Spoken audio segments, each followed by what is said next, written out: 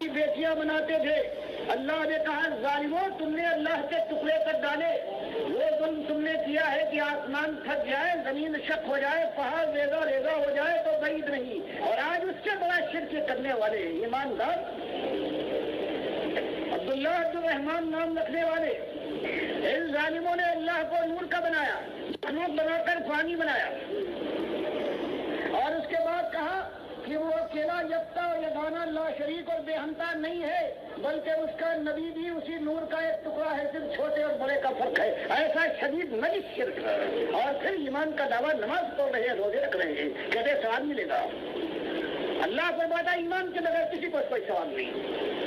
تم ایک پہاڑ اپنے خیال میں پہاڑ کیسے اعمال کے ڈھیر قائم کر لو، لیکن قیامت کی آندھی چلنے دو، تمہارے عمل کا ایک ذرہ بھی تمہاری جھولی میں باقی نہ رہے گا۔ ظالموں تم کو ہم نے خالص ایمان کی آزمائش میں ڈالا تھا، تم نے ایمان کے ساتھ غلط کیا غداری۔ تو جہاں اللہ کی رحمت کا رمضان کا یہ زمانہ ہے وہاں کلیجہ کستا ہے۔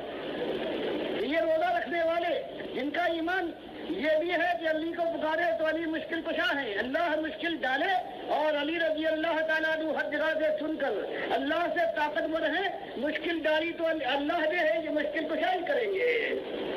تو یہ امت ہے اللہ کے بندوں، یہ روزہ رکھتی ہے، اللہ نے اس پر روزہ فرض نہیں کیا، اس کا عقیدہ یہ ہے۔ یہ نماز پڑھتی ہے، اللہ نے نماز پر فرض نہیں کی، اس کے لیے خالی جہنم کی آگ ہے۔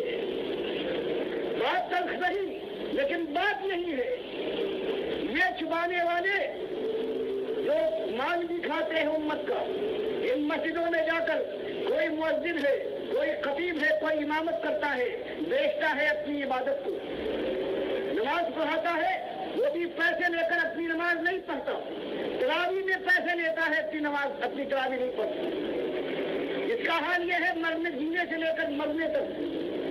یہی مولوی ہے جو کھا لیتا ہے ہر چیز منوسلوا سمجھ کر، یہی شیخ حرم ہے جو چرا کر بیچ کھاتا ہے۔ زمینیں بودر دل کے ریسو چادرے زہرا، کسی نے کہا یہی وہ شیخ حرم ہے، یہی یہ مسجد کا یہ ملا ہے، یہ کاروباری کہ ایمان کی بات نہیں بتاتا، فضائل بیان کر رہا ہے، فضائل ان کے لیے ہے جن کا ایمان صحیح ہو۔ تو اصلی بات یہ ہے اللہ اور اس کے رسول صلی اللہ علیہ وسلم نے کوئی عمل کسی پر فرض نہیں کیا ہے جب تک کہ ایمان اس کے اندر صحیح نہ ہو۔ آج ساری دنیا میں دیکھ جاؤ، ان تابوتوں کو یہ آج اپنا بناتے ہیں، یہ ہمارے رحمت اللہ علیہ ہیں، امام ہیں یہ ہمارے، وہ اللہ کے دشمن، اللہ کی کتاب کے انکاری کہتے ہیں ہر مردہ اس قبر میں جانے کے بعد پیدا ہو جاتا ہے، قیامت تک زندہ رہے گا۔ پاس آنے والے قبر کو جو آتا ہے اس کو پہچانتا ہے، اس کا سلام سنتا ہے، اس کا جواب دیتا ہے۔ بتاؤ یہ ظلم ایسے لوگوں تابوتوں کو لعنت اللہ کے بجائے جو رحمت اللہ علیہ اور اپنا امام مانے، یہ قوم ایسی بے شرم ہو گئی ہے کہ اللہ کے دشمنوں کو امام مانتی ہے۔ آج اس کی سیاسی جماعتیں ہیں، 9 بندے اس سے پہلے یاد ہے، 9 سال پہلے دین کے نام سے اٹھے تھے، کوئی کہتا ہے اقامت دین کے لیے ہم اٹھے، کوئی کہتا تھا یہ دین مصطفیٰ اور نظام مصطفیٰ کے لیے اٹھے، اور ان کا عالم یہ تھا چادریں چڑھاتے تھے، کبھی بڑی امام پر اور کبھی ناپاک پتن کے، جس نے جنتی دروازہ بنایا ہے یا جس نے ایسی ایسی بات کہی ہے۔ اللہ کے بندوں، میرے بھائیوں، یہ آواز ہے، درد بھری آواز ہے، دل کے اندر سے اٹھنے والی آواز ہے ڈاکٹر مسعود الدین عثمانی رحمۃ اللہ علیہ کی۔ اس اندھیرے میں صرف ایک شمع روشن ہے، ایمان خالص کی اگر دعوت اس صدی کے اندر، یعنی 20ویں صدی کے آخر میں اگر کوئی عالم دین صحیح معنوں میں ایمان خالص کی دعوت کو لے کر اٹھا اور اس امت کے اصلی مرض کے اوپر انگلی رکھی ہے، وہ یہ ہے ڈاکٹر مسعود الدین عثمانی رحمۃ اللہ علیہ۔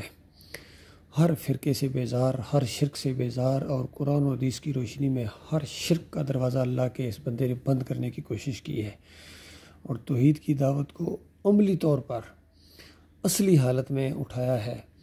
میرے بھائیو، اب تو کوئی نبی آنے والا نہیں ہے، اب امتیوں کے ذریعے اللہ تعالیٰ یہ کام کرے گا، لہذا اس دعوت کو اصلی حالت میں اٹھاؤ جو محمد صلی اللہ علیہ وآلہ وسلم نے اور صحابہ اکرام نے تقریباً 1500 سال پہلے مکہ کے اندر اٹھائی تھی۔ الہکم الہ واحد لا الہ الا هو الرحمن الرحیم، تمہارا معبود ایک اللہ ہے۔ اللہ کے بندو، آج اس قوم کو کلمے کی دعوت کی ضرورت ہے۔ نماز روزہ اب اس کے اوپر نہیں ہے، چونکہ مشرک بن گئی، ان کی اکثریت مشرک بن گئی ہے۔ کوئی مسلک ایسا نہیں ہے جس کے عقیدے کے اندر شرک نہ ہو۔ بریلوی، دیوبندی، اہل حدیث، سلوی، سب کو ہم نے دیکھا ہے، سب کے عقیدے برباد ہیں۔ کم از کم شرک اگر کسی کے اندر ہے تو یہی کہ نبی علیہ السلام کی قبر کے اوپر آ کے صلاۃ والسلام پڑھو، سنتے ہیں روح واپس آ جاتی ہے۔ یہ فتویٰ ہے عبداللہ بن باز کا، مفتی اعظم سعودی عرب۔ تو اللہ کے بندے جب اس طرح مفتی مشرک بن جائیں تو اب عوام کدھر جائے گی؟ لہذا ضرورت اس بات کی کہ اس دعوت کو قائم اور دائم رکھا جائے۔ افسوس یہ ہے کہ ڈاکٹر عثمانی رحمۃ اللہ علیہ کے بعد جو ان کی جماعت کے امیر بنائے گئے تھے محمد حنیف، کچھ عرصہ تو وہ ٹھیک چلے، لیکن اس کے بعد ان کے اوپر بھی شیطان کا ایسا وار ہوا کہ وہ ایمان خالص کے راستے سے ہٹ کر انہوں نے بھی سجدہ تعظیمی کا پرچار کرنا شروع کر دیا، اور یہ کہنا شروع کر دیا کہ اللہ تعالیٰ اپنی صفت جب چاہے جس کو چاہے دے دے، اندازہ لگائیے، پیچھے بات کیا رہے گی؟ تو یہ کفر و شرک پھر آیا ہے۔ ہمیشہ ابلیس اپنے چیلوں کے ذریعے ایمان کے اندر شرک کی ملاوٹ کرواتا رہا ہے، کیونکہ شرک ایک ایسی چیز ہے جو مال کو برباد کر دیتی ہے۔